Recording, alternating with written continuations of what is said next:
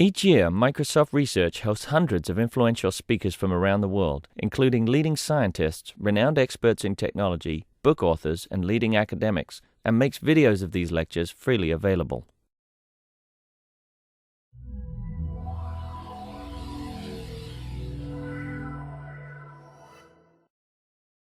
Hello everyone, thank you very much for coming, and thank you to all of those watching either live or the recording of this presentation. It's a great pleasure that the technical computing team here in Microsoft is hosting Dr. Jeremy Frey from University of Southampton. If you haven't seen Dr. Frey's presentations, you're gonna have a big surprise, because his presentations are just excellent, very funny, and I'm really looking forward to it. Jeremy is a reader at the University of Southampton. He's also the chair of the eScience user group at the eScience community in the UK, and a visiting fellow at the National University of Australia in Canberra. The project that he's involved with have to do with social networking, the semantic web, and always applying such technologies to advance the state of the art in chemistry and how e-chemistry and help e-scientists do their job faster and better and more accurately. There is a lot. He has done a lot of work around e-books, like lab books, using Microsoft technologies, and I'm really looking forward to hearing more about how we can make smart science easier through technology, through eScience. So without further ado, Dr. Frey, welcome to Microsoft. Thank you.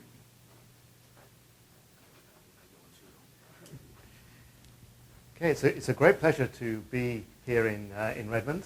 I have long-term family friends in the Seattle area, so it's a double pleasure to be invited to come here and to come and see just how large the Microsoft operation is here, and to have some meetings that have been extremely exciting for the last day and a half.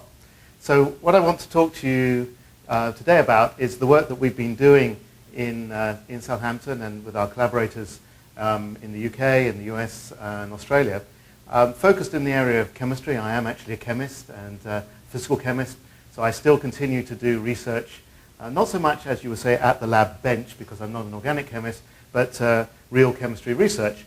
And it's because of the problems that come up when you try and do real chemistry that we got involved in the application of computers to, as I put it when I'm describing to my non-technical friends, to the doing of chemistry rather than the computational chemistry. Computational chemistry is a very rich area, and any service provider of computing, whoever thinks they have enough computer power, they just have to go around to the chemists who immediately turn up the size of some of their problems and swamp the computing. But this is all about how you're actually doing the chemistry research and how the computers will help you do that. So the sorts of areas that I want to try and cover are the introduction. I'll give you an introduction to the CombeChem project. CombeChem name comes about from combinatorial chemistry, but with an eScience aspect. You'll see coming through a theme about the responsibility of researchers to produce data in a way in which it can easily be disseminated at high quality. And so the concept of publication at source, that you are responsible right from day one in the laboratory for the quality of the data that's going to end up being published. Talk about the laboratory and the smart T, smart lab projects, and the way in particular using things like this, like the tablet, to improve the experience in the laboratory. And that, you'll see, will take us one way down the use of semantics to support the chemistry laboratory. But I'll also talk about some newer work with our blogs, which is another alternative. And to some extent, the sort of smart T and the blogs are at opposite ends of the spectrum about the way in which we circumscribe how you record information. And then I'll talk a little bit about the documentation and the sort of way, having collected this information, you can make it available. So the real tenet here is the fact that if you do things right at the start of the process, then If you did it right at the start, then everything else is much easier. It's really hard to recreate the metadata surrounding some, the context of some bit of information you've collected later on. Now, our students consider that metadata means the sort of thing you add afterwards. And unfortunately, the whole idea of annotation and metadata tends to actually reinforce that attitude, that you write the description about what it was you did after you've done it. Now, actually, that's no good at all. You really want to record this as automatically as possible and when it's actually happening. We'll see the whole idea of science was to observe and record, plan, observe, and record. And the other problem that we face is this data deluge, the data everywhere, and no time to think about it. We have exponentially growing science, we have exponentially growing amounts of data. Actually, we have at least linearly falling number of scientists in the Western world, which makes the problem even worse. So what I'm going to be talking about mainly is how we might fix the future. There is a major effort, which Peter in the audience here has been dealing with a lot about how we might go about fixing the past. And there are reasons for fixing the past. There's a lot of valuable data there. But also, we need lessons about how to fix the future. And the only place really to get lessons is to look at the past and see what was done and what ought to have been done. And then maybe we can fix the future. So trying to understand the existing corpus of knowledge is really very important. And out of that has come ideas, the sorts of things that we've done in the CombeChem project. So we're interested in the end-to-end linking of the data information. So that's the publication at source. The idea is there should be a connection between the published disseminated information, however it be published, and the original recording of that information as you go back. Now, that's something that's an ideal, but not really currently that easy to do. So that means that you actually have to take into account, when you're recording the data, how it might eventually be used. Well, of course, you never know how it's going to be used. But what you can at least do is to make a guess about how you would like it to be used and take appropriate actions at that point. And that's already a good deal more than is routinely done. And of course, what we want is record it in digital form, not because we're so sold on digital form, but it's the only easy way to distribute that information. Anything written down in a lab book is hard to copy out. Actually, we do sometimes Xerox pages in lab books and send them off to people, but that's really crazy. But the other aspect of what we're doing is that we have chemistry laboratories which have people in them and they have machines in them, as well as computers. And really, we have to get a story where everything works together. And that's, again, easier said than done. So parts of the project that came under this umbrella are the smart laboratory, and I'll talk some about that. I'll say a little bit, but not much, about us putting on various larger scale instruments onto the grid so that they could be accessed remotely. We inevitably were involved in quite a lot of statistical analysis, but I won't say much about that. We're involved in a school's outreach project to use some of the technology that we developed and used in eScience to actually get high school children interested in science and using eScience to wrap stuff up that was routinely done in industry but done by specialists in a way that at least everybody else could get a flavor of what they were doing. The other aspects here that we'll talk a bit more about what you do when you've got the data, and repositories for the laboratory, putting the data somewhere where you can actually access it and other people can access it. The eBank project, you see the eCrystals, I'll talk about that, which is the way in which data that's been lodged in some repositories is made available. Now, because we're taking this holistic approach to the undertaking of research, I've got to have a circular diagram here somewhere. And the sorts of research ideas here, way research is undertaken, we have a goal, you look at things up in the literature, these two might be switched around, you make a plan about the research you're going to do, and particularly because we're looking at laboratory synthetic chemistry, we have to satisfy in the UK a piece of legislation called Control of Substances Hazardous to Health, which regulate what you can do with hazardous compounds. And you have to assess their risk and record in quite some detail what you're going to be doing. Now, I raise that now, you'll see the importance of that for some of the subsequent things that go on. We create then a plan and a digital model about the experiments you're going to do, use that to help you undertake your synthetic task and record it, analyze the material, integrate the information, write a report, disseminate that report. And this goes round and round, but it doesn't just involve one person, it doesn't even involve one research group centered in one location. Knowledge has to be exchanged between research groups that are globally distributed. And that's not always easy, and making sure you understand each other properly and can efficiently communicate is another aspect that promotes the proper recording of the information, so the proper context is there. So let's give us some examples of what really goes on, as opposed to what I say happens, or say should happen. So here is a discussion amongst some graduate students. Most of these are getting near to their final year, panicking about writing their thesis. If only I knew how exactly she did this experiment. Well, that's the sort of thing that you get the newish student who's found something recorded in, not the literature, because then there's no way of interpreting that in detail, but one of their former students in that research group reading the documentation in the thesis, and it doesn't really give enough detail. The final year student, I wish I'd recorded things at the start the way I do now. At least they'd learned the lessons about how they should record it, but we do find it difficult to pass this information on. You have to learn by bitter experience, but this doesn't seem to be the way that the world should work these days. Here's somebody who's found some useful material in the literature, but unfortunately it's a graph, and the best that they can probably do is to print this out, enlarge it with a Xerox machine, hope it's linear, and measure it. It's not very useful, a bit dead. There are mechanisms for trying to extract some of this information, but you're always limited to the resolution that it was printed at. Why didn't we give out the real data that was behind it? And of course, you do sometimes. I know this supplementary information could be useful, but will people remember the format? Is it worth all the hassle to put it up there? The answer usually is people put up information, the minimum required to get the data published, and no more. That's because it's hard. The only time they start changing their minds is when they try and recover their own data a few years down the line. Now, if you ask your students to go and find something, these days, of course, what they do is to search for it online. If it's not online, it doesn't exist. And to some extent, they're right, because if it's not online, it's going to be quite hard for them to reuse it. So maybe they're right. I shan't mention where they usually look first, but they definitely look there. And if they're going to look there, well, if you want your data used, and normally most of us want to become famous, and the best way of becoming famous is to get everybody to do what you did, better expose your data. And so, it's really annoying if you expose the title but don't provide the information, or even worse, don't provide it in a way that can actually be used. So you've got to think about these things. But a lot of self-interest will drive this.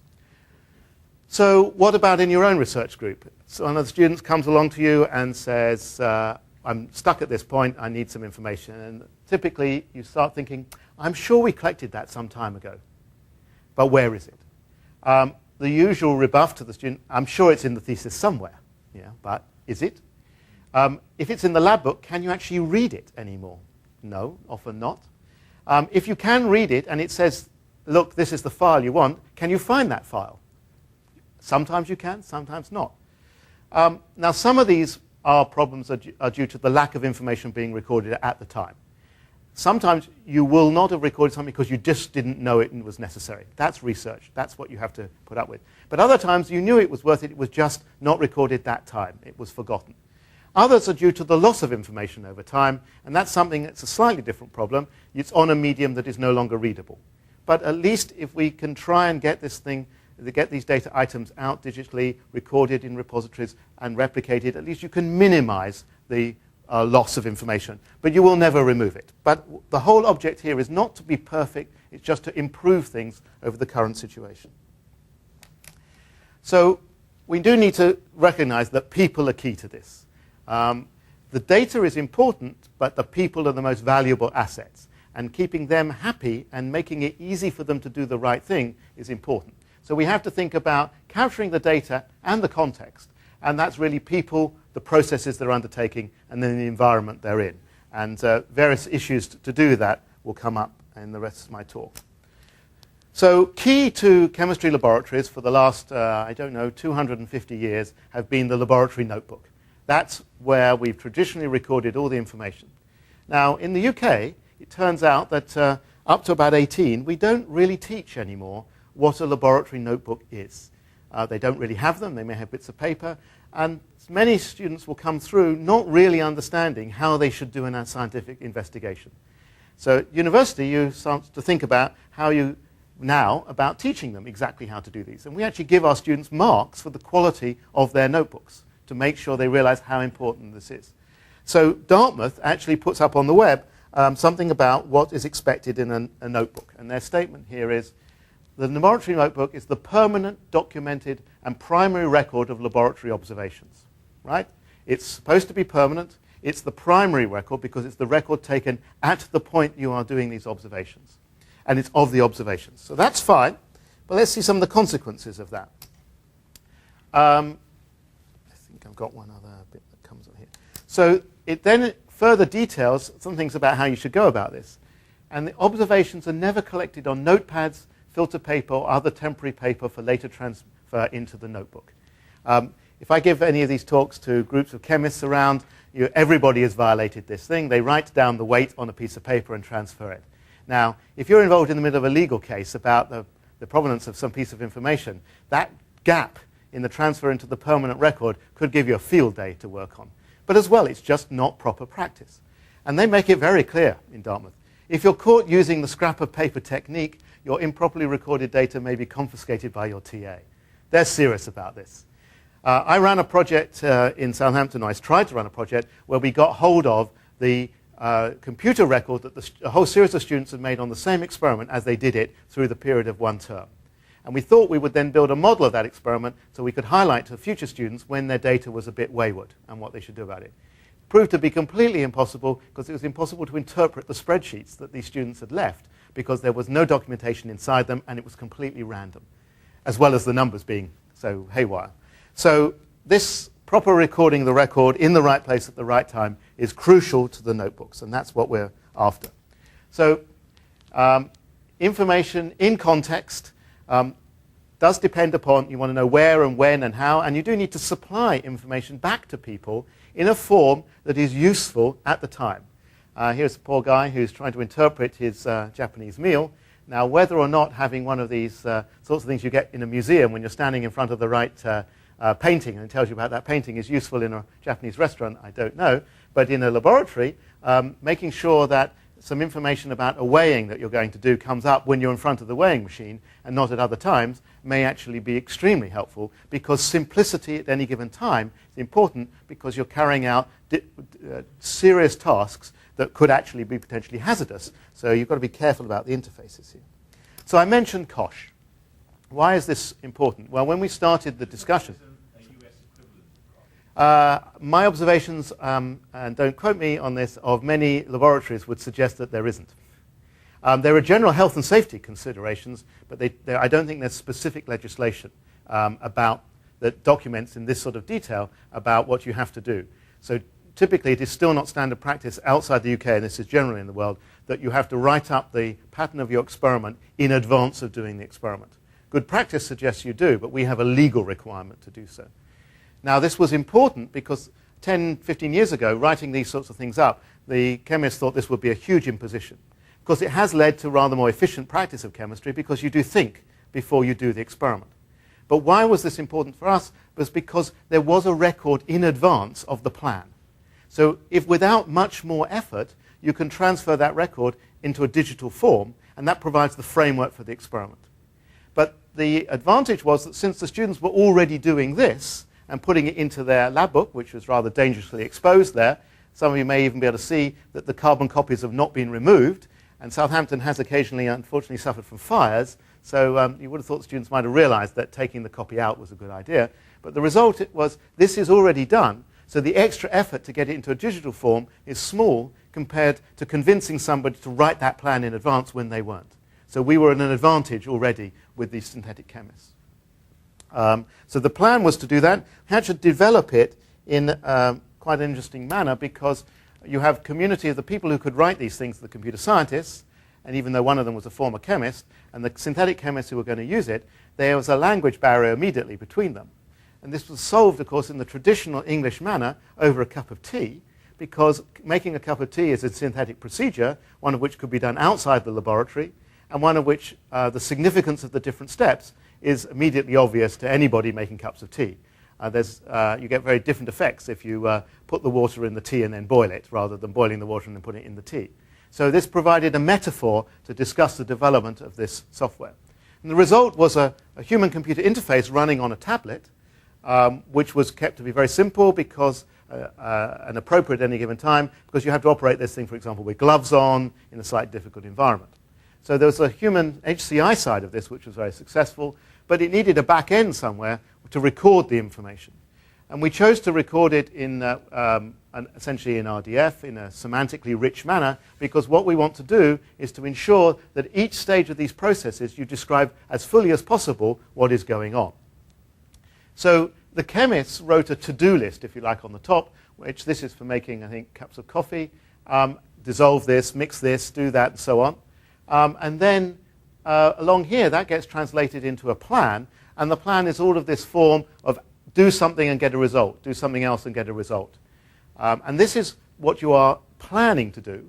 When you actually do it, you then fill in parts of this graph, adding to it either results in as in numbers associated with the results, and the numbers have units and so on attached to them, or comments. Here is a sketch comment. At the time we started developing this, the tablet handwriting recognition wasn't so good, so we just captured this graphically. Something that I would like to work on is to ensure that you actually could capture many of these sketches, the text in these sketches, and record them directly into the graph to bring them up as searchable items. You know, it's supposed to be white crystals, but they came out blue. It's a rather important thing to be able to search on.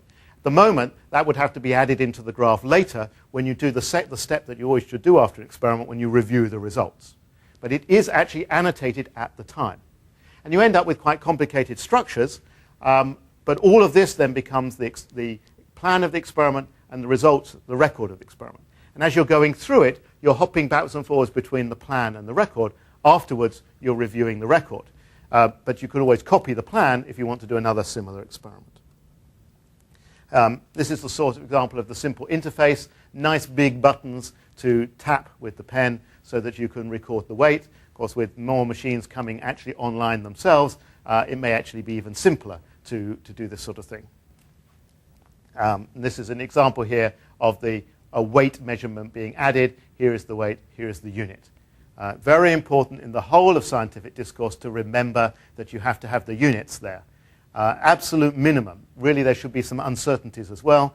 If more of us carried the units around, there would be fewer disasters of planes running out of fuel, Mars spacecraft going somewhere else other than where they're supposed to. But they're littered with problems about problems of unit conversions because you didn't know what the units were. So those sorts of things are built in right at the beginning here. But of course, one of the issues that we have with all of this is if we want to play with this, we actually have to produce some content. As with everything else, the most difficult part of this, well, it wasn't quite the most difficult part to provide the content, but you can't get any content until you've got a basic demo system working. We have a small amount of content, and we're working over this summer. We'll produce a lot more experiments, each in their little store of RDF, allowing us to compare now and analyze between different experiments. That wasn't the original caption. Actually, it was. That's, yes, I haven't had to adjust that particular one. Yes. However, this wasn't. So as I've tried to stress here, the most important thing is people move around the results, but what we were trying to capture here was the whole context. You got this result by doing this experiment, and here are the details of the experiment. We'll see we also capture details of people and room as well. And this metadata is elevated to crucial importance. Sometimes it's even more important than the actual number itself that comes out. So very important to worry about metadata. So the metadata then has its own life cycle, and we have to consider that as well to make sure that we do the right things with the metadata. One of the most important things, and one of the things that we really have to fix and make easy, is the metadata is too easily detached from the data. So my students spend a long time recording some information and come up with a number that I then put into a paper. If I just put the number into the paper, the context is immediately lost. I typically do this within Word, and I copy my data from item from somewhere. I copy and paste, but I only copy and paste the number. We can, and the live copy and so on, in principle mean you can bring a link with it. The link goes back to all of this metadata. So if we make sure that we have metadata infrastructure written there so that it can be transferred with the data, then all that work that goes on at the beginning is transported up the chain of analysis and is available for somebody who wishes to go backwards through it and find out what was going on. Now we should do as much automatic metadata generation as possible, capture the context, but really and truly there's no point in getting away from it. There will be human annotation always being required, and that makes it even more important that you keep that, because this was relatively cheap to put in, at least. This was hard-earned to put in, and you don't want to lose it. But in all cases, a framework has to be there for the metadata to make sure it's continually kept in sync with the data items.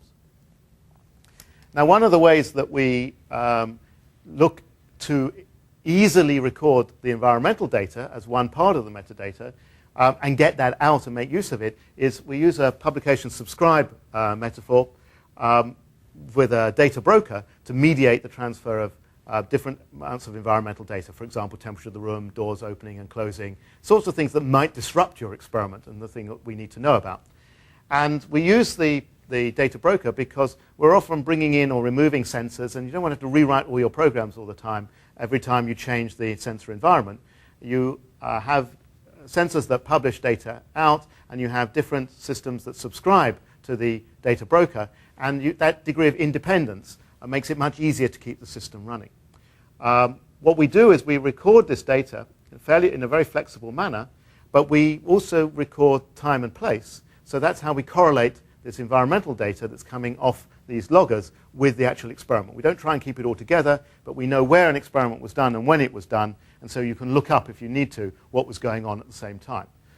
The other important thing about this, by using this sort of mechanism, we can gain an immediate advantage to those doing the experiments, and this is really important to bring them on board, because we managed to route much of this data, including, for example, I've just done my last data point, come and do the next part of the experiment, out over the mobile phone. And the most important thing about this is it got us onto the BBC website, because it's well known that chemists spend all their time in the bar, and this was a way of getting in the bar but still running our experiment. Because in contrast to watch pots never boil, if you walk out on an experiment completely, it goes wrong, just like printers. So you have to keep an eye on your experiment, otherwise something will go wrong. But with many of the experiments we do, for example, use a liquid surface, and if you walk around in the room, the bouncing around in the room tends to make the experiment rather noisy, and we're better off outside the room but still watching. And this way we could go down to the bar. And here's the sort of message broker system going on. We have various data sources coming in. We actually do send messages out to different clients, the phone, a web client, we can look, and an archiving client. That's the one that we can look at later. But we also have a translator service, which is needed to reformat stuff for the mobile phone. And more recently, we now write a commentary out about the type of information that's going on or where it's available out to our blog. We look here, we can see one of the records from the web tool looking back, and this was actually being watched by us in real time at a conference in Paris, where we found that there was wireless access at the back of the lecture theatre, and we were a bit wondering why the temperature was going up and down, and then saying up and up and up and up, and we emailed back to the person who was working in the lab, who went in and checked that the air conditioning unit had indeed failed. Other times it hadn't failed when we were asking questions, why had she turned the air conditioning unit off? And she provided answers to that. So it can be quite useful, and certainly when you've got a series of experiments you're comparing later and want to know why one worked and one didn't, one of the things you can check is whether anybody blundered into the room and turned the laser off or something like that. So we do have very rich laboratories, lots of sensors in there, and we do have to worry about keeping people happy. And so you can only escalate this at a certain level. And one of the agreements with the students is, whilst there are cameras in there watching some of the experiments so that we later on can answer questions that we can't currently answer, like, for example, did we use a glass dish or a Teflon dish because we forgot to record it? But the agreement is that whilst there are motion sensors, there are no cameras looking at the students.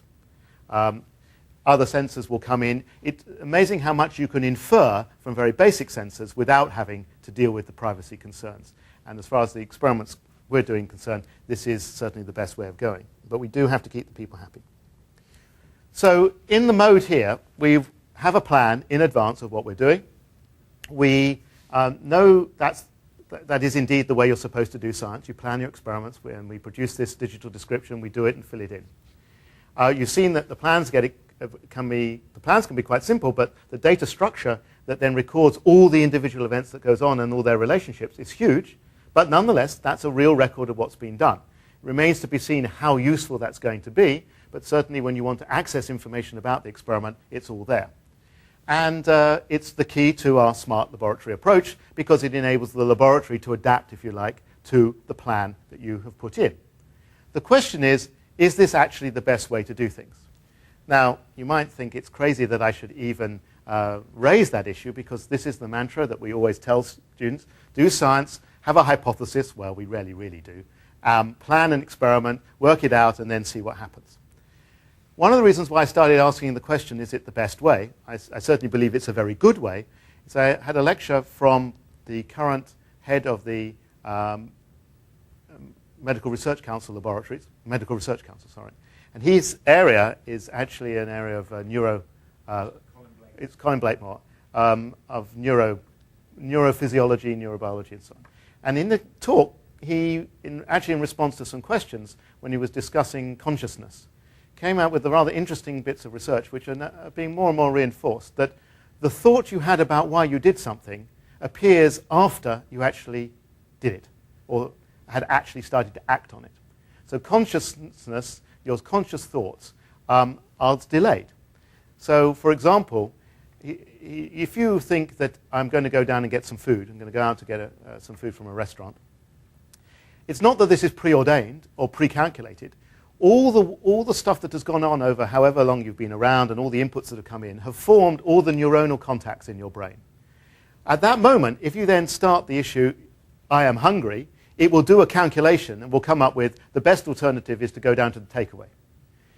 It's not preordained because it depends on all your previous experiences and all the pattern. Afterwards, you then think, I'm hungry, I will go down to the takeaway. It's a way of justifying and explaining what your neural net came up with. Why do you need that?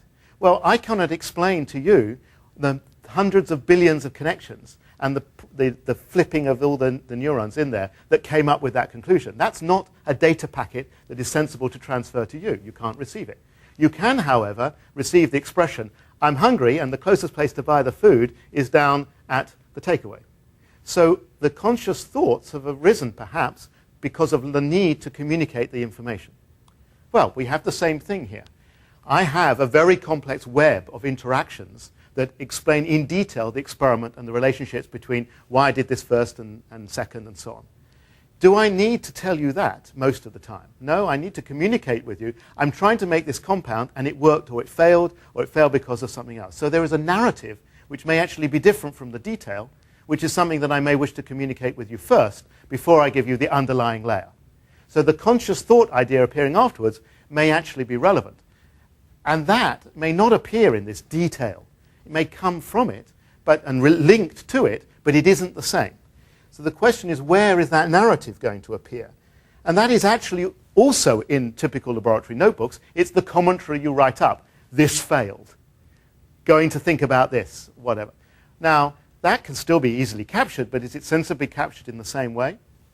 So as well as this very detailed work going on, and partly whilst the back end was trying to be fixed because there were containment issues between experiments overlapping that shouldn't, we started the idea of taking a blog. Now, one of the reasons for this is that students coming along currently are very into things like blogs. They know about this sort of stuff. So if you can show them that they can record in detail their experiments using the blog concept rather than the old-fashioned write it down in a notebook, maybe they'll actually take it up and do it. So there are some pragmatic reasons. So we started to take some blog software and modify it to make it suitable as a notebook. So instead of the very purist route of taking and recording everything in detail, the SMART-T semantic logbook, we started with the very basic structureless thing almost, and trying to add in now sufficient structure to make this a usable tool, particularly to encourage and facilitate the collaboration. One of my colleagues, Cameron Nayland, who is now only, I think, about third time in Southampton, 2/3 time at Central Facility, about an hour's drive away, has students in Southampton who he needs to keep in contact with. So here we had an immediate demand and a project to run where the student was taking a lot of information. This is a biological chemistry experiment. and we could do this then as well as our own experiments, and he could look at the information. He wished to look at it remotely so that he was fully briefed and the conversation taken place before he came down to visit. Now, one of the things that became clear is that we need to put data somewhere, and not all of that could exist in the blog, so you need repositories behind that to ensure that something is kept. And other people outside have a reasonable expectation that that data is available and over a reasonable term. And we're trying to increase the flexibility, and so one of the issues that we have is that as you bring things into objects into a blog, it's better if the blog knows something about what to do with them, how to render them or something like that. And basically we're building up a minimal virtual research environment based around a blog. And I just said this is the particular experiment, so let's skip over that one. So here's the sort of thing that one is aiming to do, and we have got working at various stages here. You do the experiment, and it produces some data. The data goes into a blog. I'll discuss how that might happen. Here is the data in the blog. That is in your repository. It's backed up by that as well. So now when you do analysis, you link back to this item in the blog that gets the data, does the analysis, here puts the pictures, and then you have comments and discussion on that. So it's all contained, which means that when later on you find this picture a year later and you want to reanalyze the data, well, you can find where the data is. The pathways are there and linked up and reliable. And you have much less chance of losing track of the file and the information. And here's the sort of stuff that goes in. There are some templates that are written. In this particular experiment, colonies of bacteria are being grown, mutated, selected, checked for enzyme activity, and cycled round and round. Here are the plates. Here are the different activities and various other things that are going on. The pictures are in there. These are small versions in here. Go to a gallery where these photographs are actually kept. So here is one of the stages we linked in. We linked the blog back to a gallery because now this image has its own URI, which means that it's very easy to copy out that image and copy the link back to the gallery. If you modify it and put it back in, we have the ability, just coming on stream, to sketch on top of these images and keep the annotation of that sketch. Because chemists think about, oh, I don't like that peak, or what is that peak, and sketch it. And that type of commentary and communication, rather than just a text comment, makes this thing extremely useful. Does the blog refer to that digital lab book or what? Well, in this case, the blog is the digital lab book, and it refers to a gallery which is associated with and kept in the environment with that lab book. So this is just a thumbnail of that, showing you to go and get that. So in the blog, you'd have that table? The blog is in the table. That data is, at this sort of level, that data is being kept within the blog, but is exposed. And one of the things that we can do on here now, no, it's not on that one. Some of the entries in these tables refer to items that are themselves in the blog. So, for example, you make a particular primer for the DNA sequence, and you register that in the blog. You then have to refer to that in this table. Now, we thought about that long and hard, and this is linking, and the manipulation of these links is critical here. So the simplest thing we've come up with so far is you find, perhaps using a drop-down menu, we're playing with that, the number associated with that blog entry of that particular primer. And you place that in this table. In fact, we just do it between square brackets. And when you do that, it replaces it with a link back to the primer. But the link is bidirectional. So not only can you see this was the primer and I can get the details of it, if you go to that primer and ask which experiments did I use it in, because you may find it was incorrect or defective, you can get links to all of those experiments you used it in. So this bidirectional link is extremely important and is proving relatively easy to put it in. Remember, this data is hard-earned, and although there's a lot of typing going in, and it is a little bit tedious, and we're trying to improve that, it's so valuable to know these things and be able to check it. The student has spent 6 months perfecting this technique. There's so many things that can go wrong. It is extremely valuable for her to be able to see what is linked to what, and even more important for her supervisor, who has got the body of knowledge to actually work out what might have been going wrong with the experiments. Now, one of the things, we've been setting this up with equipment that's in our lab as well, doing laser experiments and in a laser X-ray generation experiment as well, is that data that I said, well, you put it into the blog. A lot of it in the bioorganic experiment is put in by hand, but in other experiments it comes in a computer-readable form in the first place. So some of our laboratory machines equipment have been elevated to first-class citizens of the web. They blog. So this has become known as blogjects. And these instruments actually write their own blog. The room also writes its blog, which contains information about the temperature profile and so on. So we now just act in a sort of mashing up way, if you like. We draw in information from different bits of this blog to make commentaries on what has been going on. And some of these instruments feed their information into your laboratory notebook blog automatically. So one of the things that we get with people is a two-way communication. Maybe with the instruments we don't have so much of a two-way communication. Monitoring is one thing. Recording is similar. But control of equipment leads you into all sorts of other problems, and we steered away from that. But one of the things underlying then all of this stuff is this ability to copy in such a way as you maintain the link. So you put this data into the blog. When you copy that, you copy with a link, so you always know the provenance of the data as you've manipulated. Here's one of our instruments. This was a Lego microscope built as a toy demonstration to take to one of the all-hands meeting so that we could actually show people the images that are being recorded in one of these Intel microscopes and a bit of processing that was going on the image. And that's blogging itself as all the new images come along. So you have multiple blogs that you need to federate? Yes. So you repeat what Tony, someone said. Okay. So Tony was asking whether we had multiple blogs, and we do.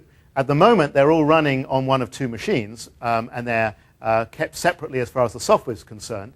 But because we use a full sort of a URI, essentially at this stage it's a URL, but the intention is it's a full address every time you do the copy. If you move it somewhere else, you just point the link, make sure that the name is still the same, and it should be fine. It does, however, highlight some issues that with these sorts of blogs, and there are some going on in the US, there's people at Drexel doing useful chem, actually exposing their organic synthetic chemistry, really breaking the mold here, and exposing that as they're doing the experiments, including experiments that went wrong, and recording video of things on YouTube. We haven't done that yet. One of the things, the difference is now with the blog view, is that blogs tend to be hosted somewhere, whereas the laboratory experiment the smart T work was local with lots of bits of this semantic web type stuff supposed to integrate. So one is intrinsically distributed, and one looks like it's distributed, but may well be hosted in one place, backed up with servers. Now, that, I think, is a problem about our blog approach. It doesn't appear to be as distributed as it ought to be. But each laboratory has its own blog, yes, and they're hosted in different places. Now, they do have unique identifiers, and so in principle, it's, as far as the users are concerned, they can be anywhere and linked up. But the technology behind it may be slightly different, and I think those are things that need to be explored. Now, underlying that, then, we felt that it was necessary, when the data can be in a table, fine, it's in the blog, and that's available to everybody. When you suddenly get a spectrum that might be megabytes or tens of megabytes or even larger, or a simulation which might be even up to a terabyte, you don't put that into the blog. You put a link to it, and then you have to put it somewhere. And that's where this whole issue of repositories that are in your laboratory that might pass up to institutional or national archives and so on needs to be considered. And that's something, actually, in a sense, the group of us have been talking about in the visit we've made here, discussions about how you actually describe some of this information. What I will be pointing out here is that this starts right from day one when you do the experiment. You generate a lot of data, some of it of large size. You need to put it somewhere so that at least you, and preferably when you make it public, by public I mean publish it, other people can access that information. I will skip over the pictures. Now, one of the reasons why this is important is that data itself is interesting, but validated data is much more important. Data that you can believe and have some reason to trust. The best known value of a particular rate constant to make a prediction about atmospheric chemistry, it's crucial to have that evaluation done. That evaluation is hard. It's currently sort of done by peer review and then people collecting up the literature and taking experience. Now, sometimes they can tell just by knowing the experiment and what comes out whether or not it's likely to be reasonable, and they know the people. But this is really hard, and it's increasingly difficult to get the people together. So what's important is to bring the data to them and bring as much information to them as possible to make this task easy. And so here again is another reason why we need to get all the background context to people and get it to them wherever they are and enable them to have a discussion about it so they can come up with a best opinion, the currently perceived best value, for example.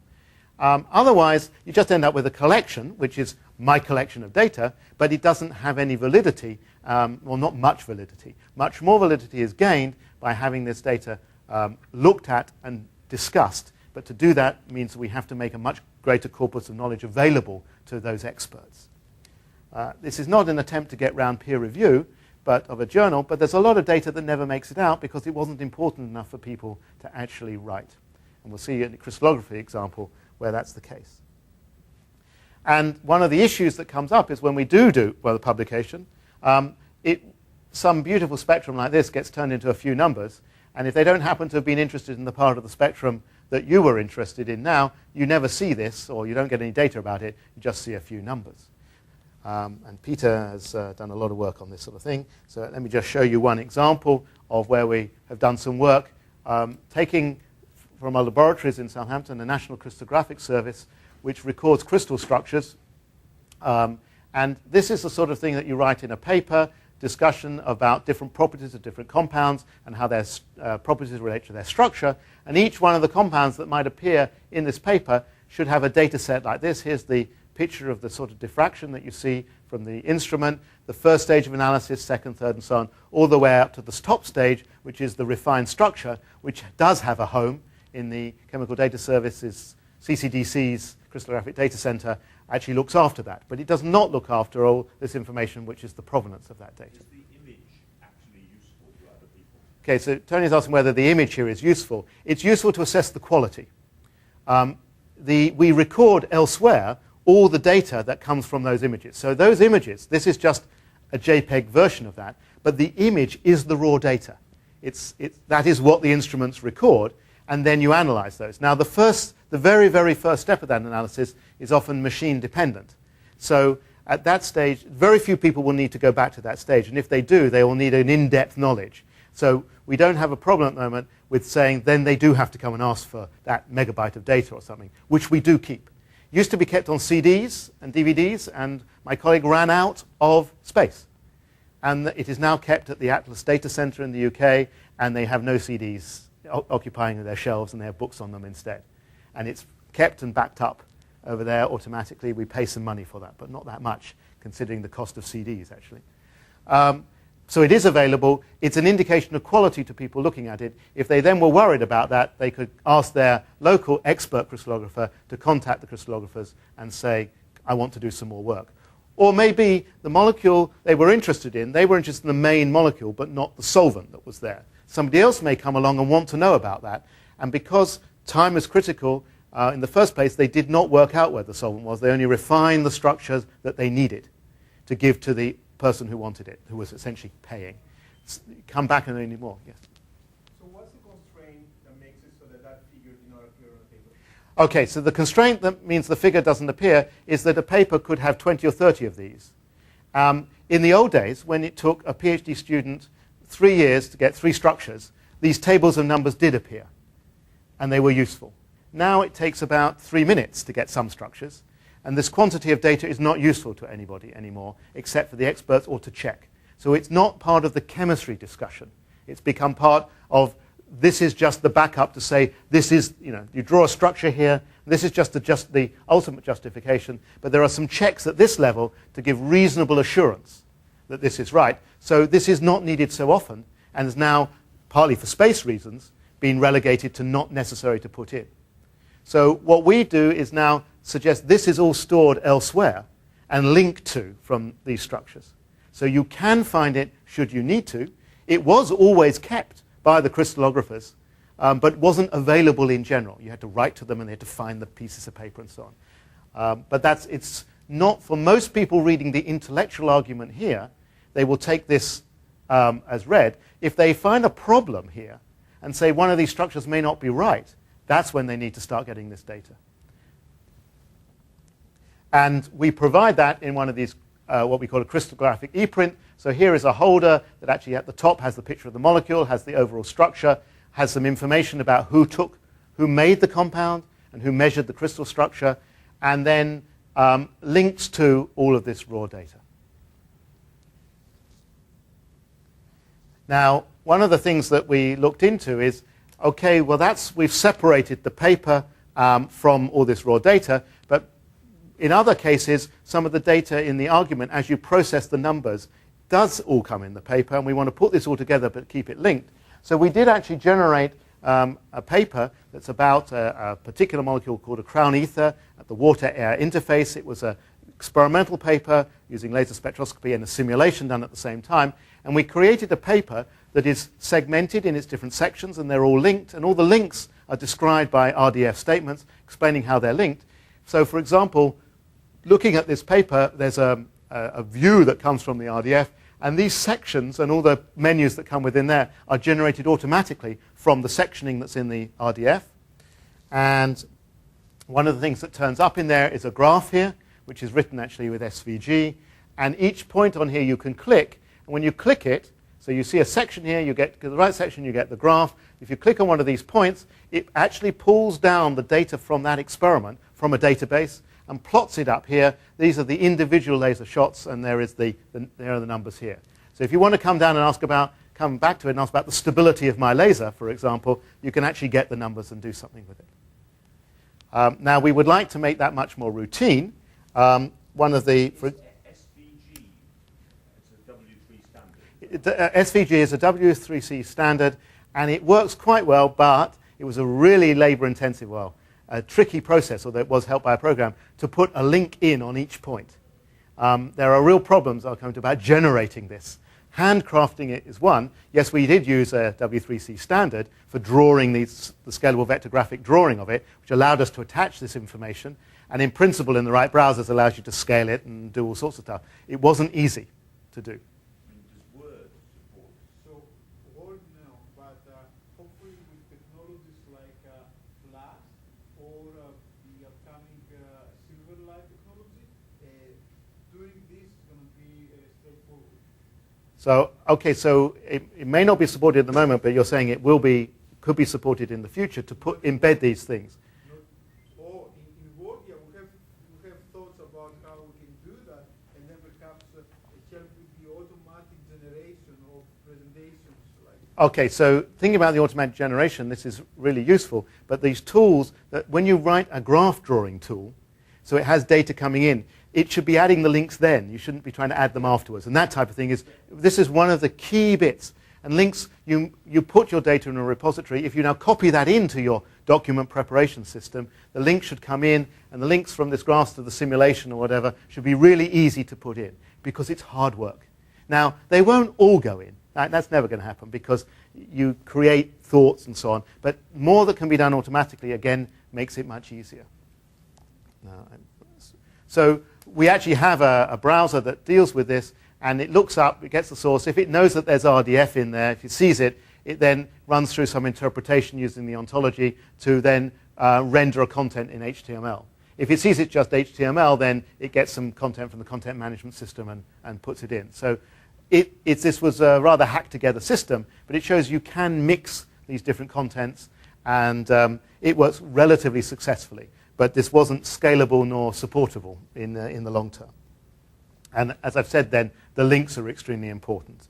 I'll skip over this then. One of the things, of course, that happens here is you now do make these publications that have all your data, including perhaps the data that you didn't use, because we have now a reference back to the laboratory notebook. So that typical spectrum, which was, of course, the best spectrum, it becomes clear from what else was going on.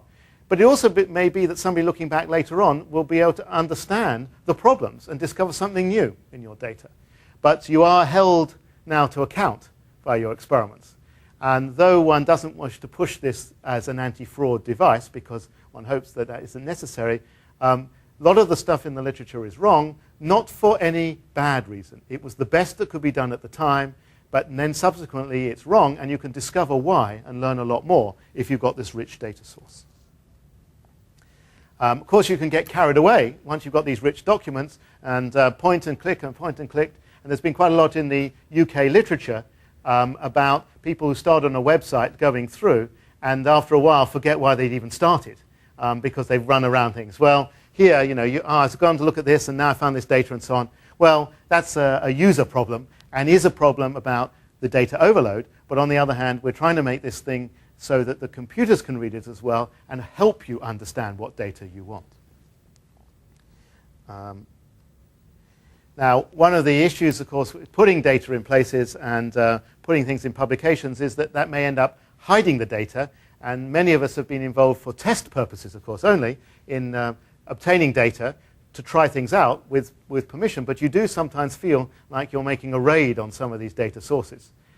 Even when you have permission to do this, you are so tightly bound by this on some occasions that you do feel that it's a little bit not the way that the thing should actually run. On the other hand, I have no problem with if I make my data available and somebody else makes a business case and makes a lot of money on it, well, I didn't think of it. If I thought of it, then maybe I wouldn't have made the data available. When I make it available, I'm publishing it. That's what I mean by publication, and I'm hoping other people will use it. And good luck to them if they can make some money on it. On the other hand, I've made it available freely to people, and I would like that to be maintained. But it's understanding how to do that.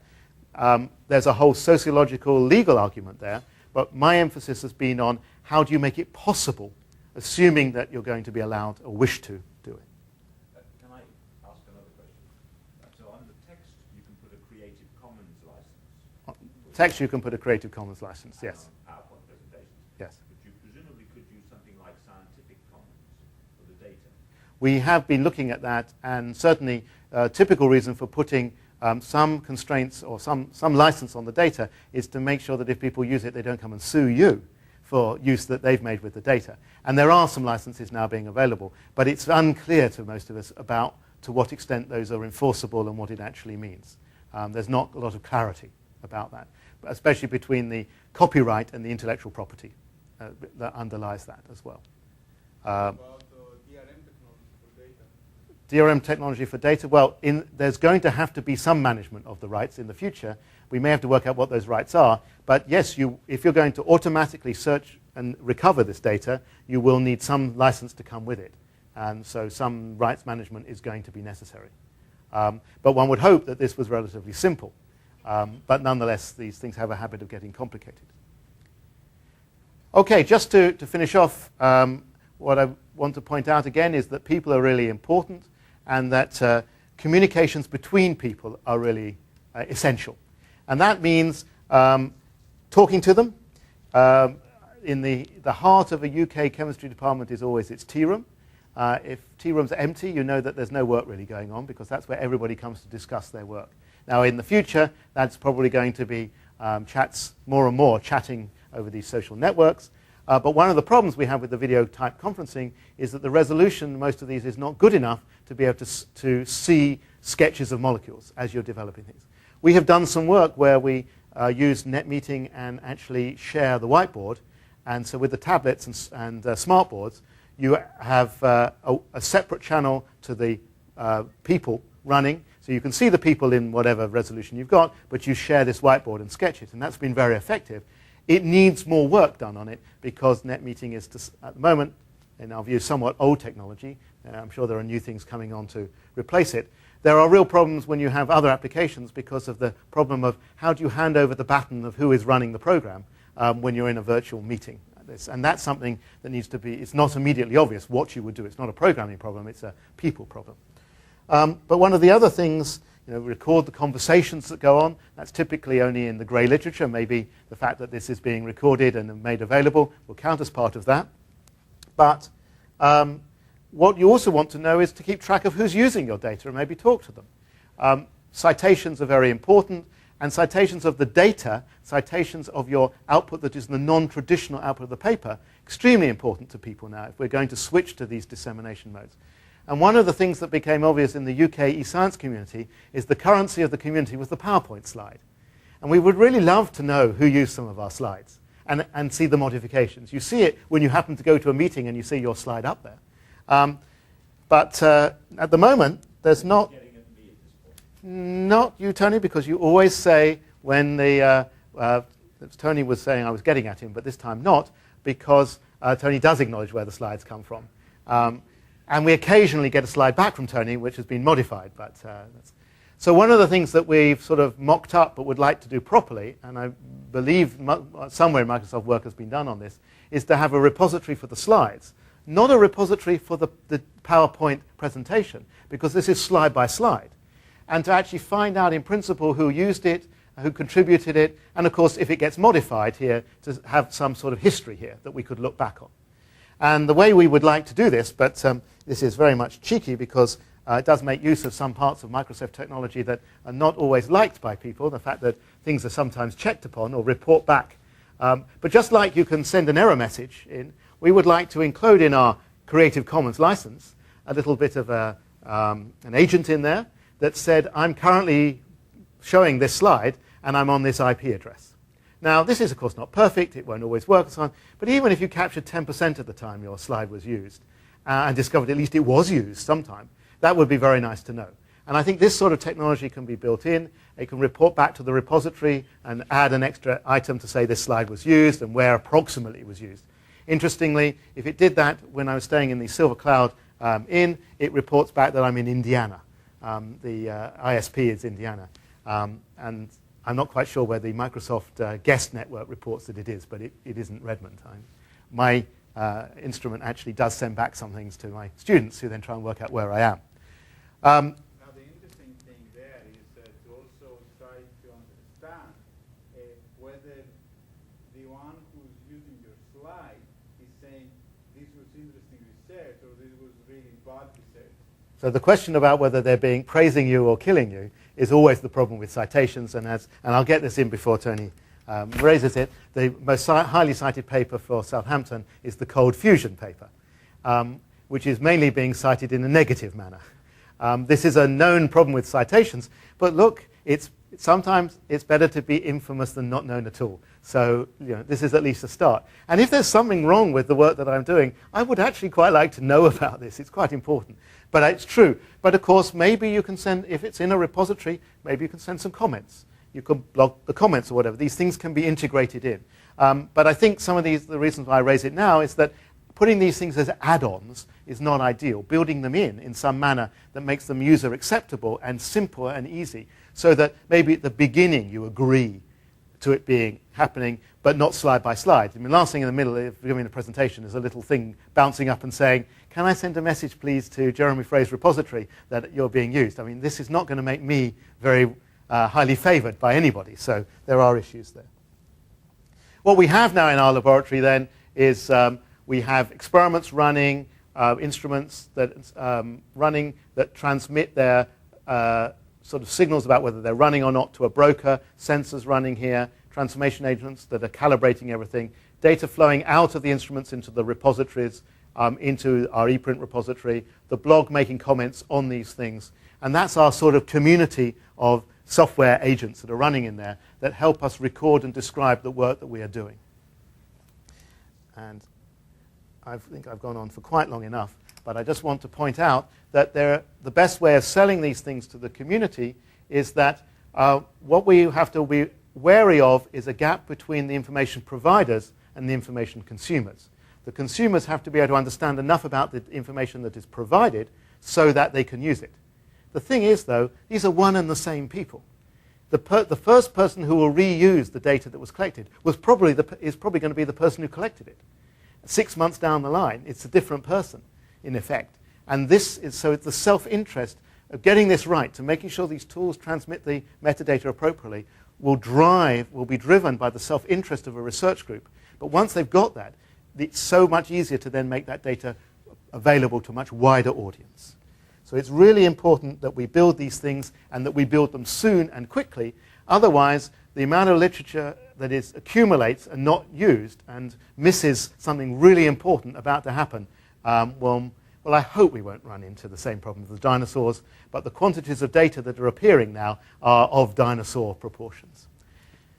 So I've gone through that very rapidly, but I'll just leave up the final slide here to thank all the people who've been involved in the research, my colleagues in electronics, computer science, in maths and in chemistry, and at IT Innovation in Southampton, people in Bristol, the digital library people at UConn in Bath, Central Research Laboratories in the UK, our colleagues in Indiana, Sydney and Manchester, and of course the EPSRC science program and the chemistry programs for funding a large amount of this work, and JISC and DTI are, well, I guess the DTI doesn't exist anymore. It's become something else in the UK. These people funded it, and of course at the time Tony Hay was the director of the eScience program, and one of his biggest surprises, I think, was at the beginning when we turned up and we actually managed to get funded. And I think the other lesson is not only do I believe that we've done something very useful in trying to alert the community as to what should happen and how it might be possible, we also had a great deal of fun in doing this and generating a community of people who are able to talk between the group who are doing the scientific research and the people who are doing fundamental computer science to alert each group to the problems that are really there, the difficult problems, has been tremendously exciting to do. And I really think we've generated people who will change things in the future. Thank you very much. Thank you very much, Jeremy. Are there any other questions? I have a question, of course. Jim, does this confirm to your experience in Merck? Yes, absolutely. It's very clear to see that the future of science is in the dialogue that occurs below the surface of publication, and the kinds of things you're talking about will enable that. Yes. I think that type of discussion, which is often not properly recorded, not accessible to others in the future, but is often key to actually making something work, is something we need to capture, but capture in a way that can be interrogated. I think that's something we've got to be serious about. Yeah, and I think it represents a future state for a paradigm shift for industrial research as well as academic research and government institutions and so on. Making it happen. Good. So this is very impressive work, Jeremy. I've looked on it over the last, 6 or 7 years. Well, quite that, is It's it? more difficult than it looks at the beginning, isn't Yes. it?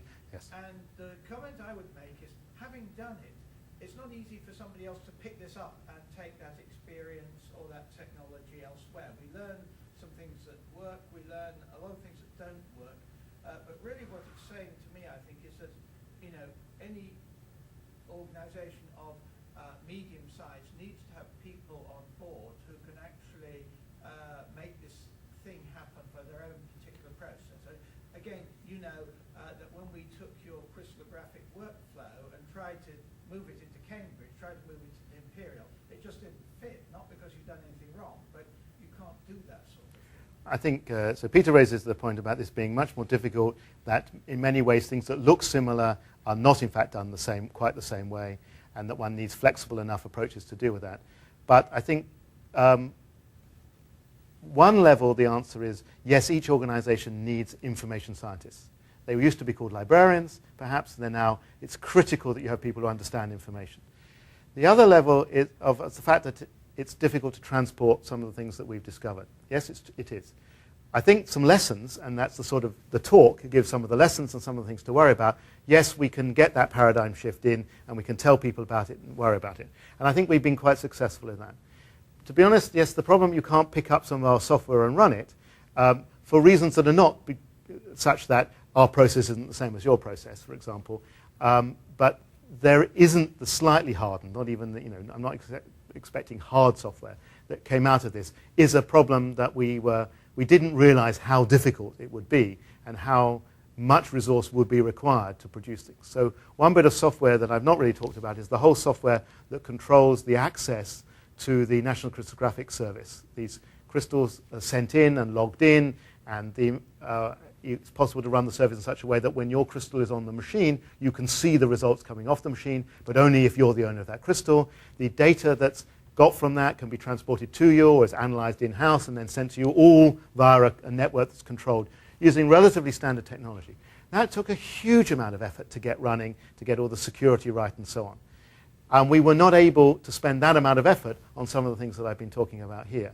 And even that wasn't going to be that easy to move to another service, although some others are looking at it. It is a big problem.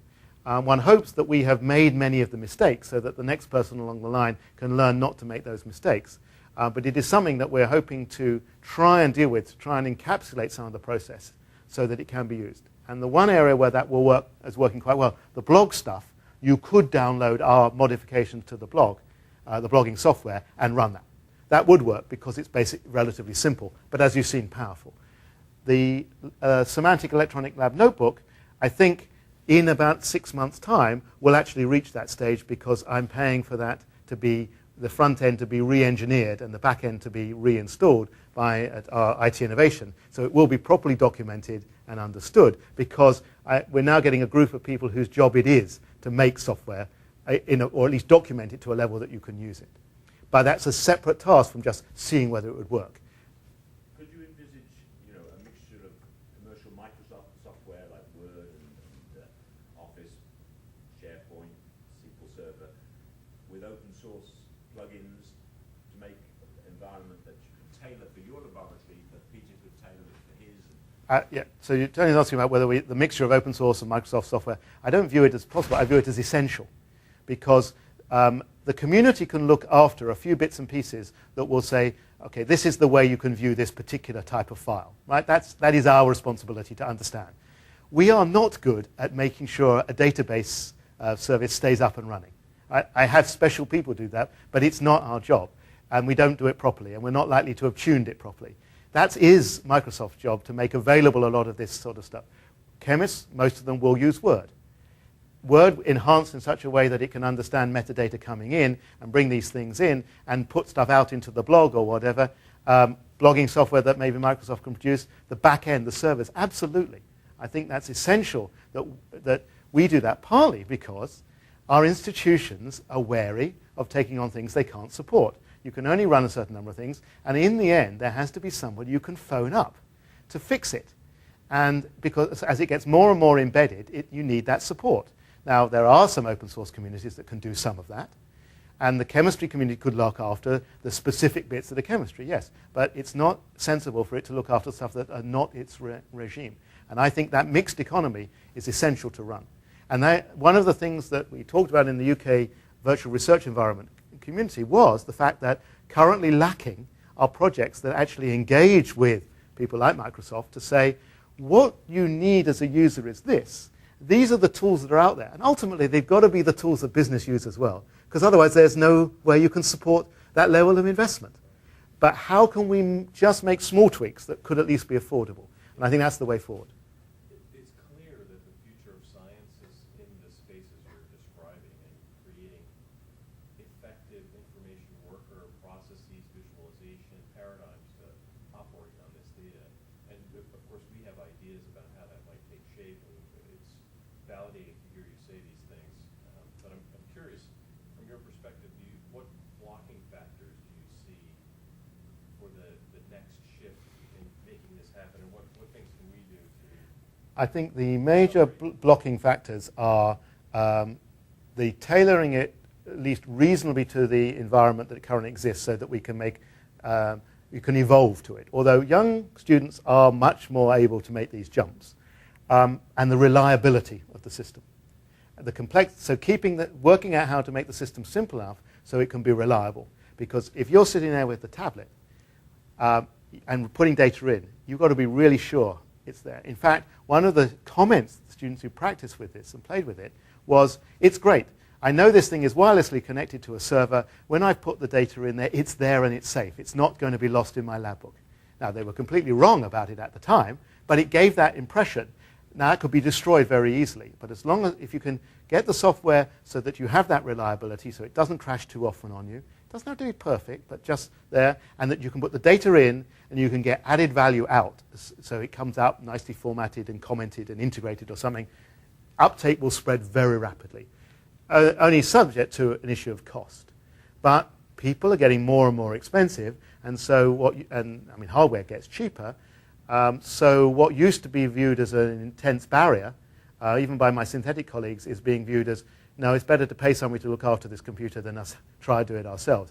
Barriers are changing like that. So I think this is a really good time to say, okay, let's escalate the hardware again by another order of magnitude coming in it. The equipment all comes on the network, so fine, but it doesn't usually come able to talk because manufacturers still have their own software. So another area that somebody leading, they still think sometimes, some of them, that they can make the software that will lock you in. The trouble is they then produce bad software because it's difficult to write software. So it's much better that people who know how to write the software, and the community agrees on a standard, and facilitated by someone like Microsoft, you've got enough power to beat the instrument manufacturers to say, let's agree at least on a standard. Then we split this job up, and then we can use it. As a community, we have a hard task convincing the manufacturers to adopt a standard. And we don't know why, because we're the people who buy it. Can I add something to that as well? Tony suggested we might use SharePoint, right? Now, I hadn't come across that before I came here. And I run the computer services in our chemistry department. And so the sort of thing I would have to think about is, well, how long does it find out, what effort is involved to put something like that in? Is it measured in people months? Then, how do we configure it so that people can go into it? Because there's an assumption that, everybody's in this or something like that. So these things are actually quite large costs on the organisation. Can I just say one last thing? So you can say, you want to continue the discussion? Just one last thing that I'd say. We should cut the video. Yeah, we're going to discuss. That's why I suggested we should stop the video and continue the discussion. Again, thank you very much, Jeremy. It was excellent. Thank you very much for your visit as well, and the rest of the people. And look forward to seeing you again soon. Thank you.